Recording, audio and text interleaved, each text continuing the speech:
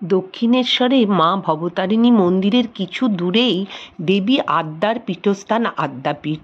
দেবী কালী এখানে আদ্যাশক্তি মহামায়া রূপে পূজিত হন। এই মন্দিরে ওঙ্কারের মধ্যে রয়েছে দেবী আদ্যার মূর্তি, তার নিচে শ্রী রামকৃষ্ণের ধ্যানরত মূর্তি আর দেবী আদ্যার উপরে রাধাকৃষ্ণের মূর্তি। এই মন্দিরের প্রতিষ্ঠাতা অন্নদা ঠাকুর ছিলেন অবিভক্ত বাংলার চট্টগ্রামের বাসিন্দা। পৈতৃক নাম অন্নদাশঙ্কর ভট্টাচার্য, মায়ের নাম তিলোত্তমা দেবী আর বাবার নাম অভয়চরণ ভট্টাচার্য। কলকাতায় কবিরাজি পড়তে এসেছিলেন। আমার স্ট্রিটে বন্ধুর বাড়িতে থাকতেন। বন্ধুর বাবার সাহায্যে কবিরাজির ডিসপেন্সারির জন্য দোকানও ভাড়া নিয়েছিলেন। কথিত আছে বাংলাদেশে মা বাবার সঙ্গে দেখা করতে গিয়ে বারবার এক সন্ন্যাসীর স্বপ্নাদেশ পান তিনি। চলে আসেন আমার স্ট্রিটে বন্ধুর বাড়িতে, সেখানে পান আবার ওই সন্ন্যাসীর স্বপ্নাদেশ। এরপর তিনি স্বপ্নাদেশ পান শ্রী রামকৃষ্ণের।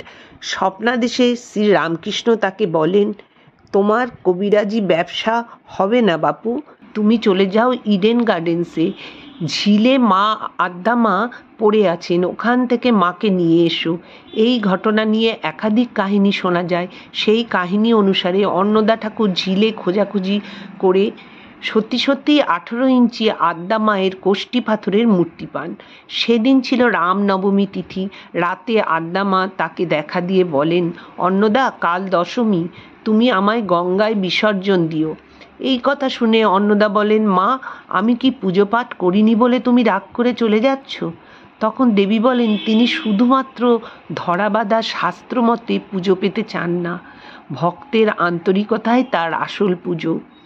আদ্যা স্তোত্র পাঠের কথা তিনি বলেন।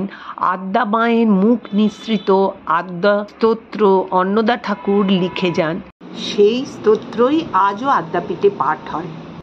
দেবী আদ্যার স্বপ্নাদেশে বিজয়া দশমীতে কালী মূর্তিটিকে অন্নদা ঠাকুর বিসর্জন দেন। সেই মূর্তির মতোই তৈরি হয়েছে বর্তমান আদ্যা মূর্তি। শ্রী রামকৃষ্ণ অন্নদা ঠাকুরকে স্বপ্নে সন্ন্যাস দীক্ষা দেন। 1915 সালে তিনি মন্দির স্থাপন করেন। নির্দেশ ছিল 12 বছরের মধ্যে মন্দির নির্মাণ সম্পূর্ণ হলেই মন্দিরে সাধারণের প্রবেশ অবাধ থাকবে, কিন্তু তা হয়নি। তাই নাট মন্দির থেকেই দর্শন করতে হয় দেবীকে। মূল মন্দিরে পুরোহিত ছাড়া সাধারণের প্রবেশ নিষেধ। সবই আদ্যা মায়ের ইচ্ছা।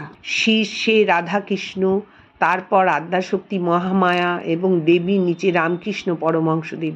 এভাবেই সাজানো হয়েছে মূল মন্দিরের কক্ষ। মূল মন্দিরের নির্মাণেও বৈচিত্র্যের ছোঁয়া। মন্দিরের চূড়ায় সর্বধর্মের প্রতীক ব্যবহৃত আছে। হিন্দু ধর্মের ত্রিশূল, বৌদ্ধ ধর্মের পাখা, খ্রিস্ট ধর্মের ক্রস এবং ইসলাম ধর্মের চাঁদ তারা। জনশ্রুতি এমন ভাবনা স্বপ্নাদেশ অনুসারে দেবী যে সর্বজনীন। 1967 সালে গড়ে ওঠে আজকের আদ্যাপীঠ। কালিকাস্থল হলেও এটি শক্তিপীঠ নয়। দেবীর নিত্য পুজো হয় এখানে, ভোগ প্রসাদ পান ভক্তরা। আর দুর্গাপুজো কালী পুজোই হয় বিশেষ অর্চনা। কালী পুজোর দিন মহাপুজোর আয়োজন হয় আদ্যা মন্দিরে।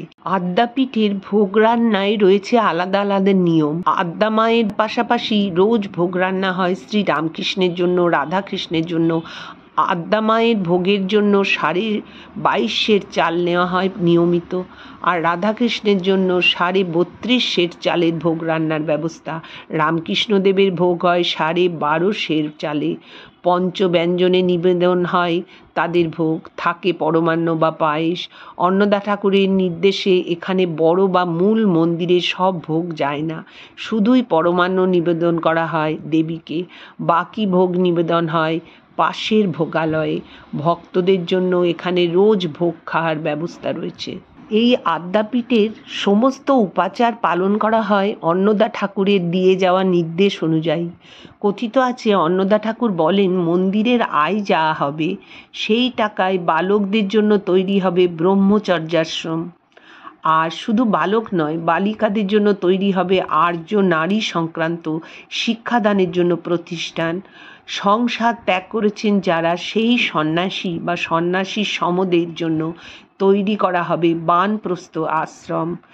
একদা আয়ুর্বেদিক চিকিৎসক হতে চাওয়া অন্নদা সংক্রামক রোগ নিবারণের চেষ্টা করলেন। হাসপাতাল তৈরির ইচ্ছাও ছিল তার, কিন্তু মাত্র 38 বছর বয়সে পুরীতে প্রয়াত হন অন্নদাশঙ্কর। তবে সেই ইচ্ছা থেকেই চালু হয়েছে ভ্রাম্যমাণ চিকিৎসার ব্যবস্থা, রয়েছে অ্যাম্বুলেন্স।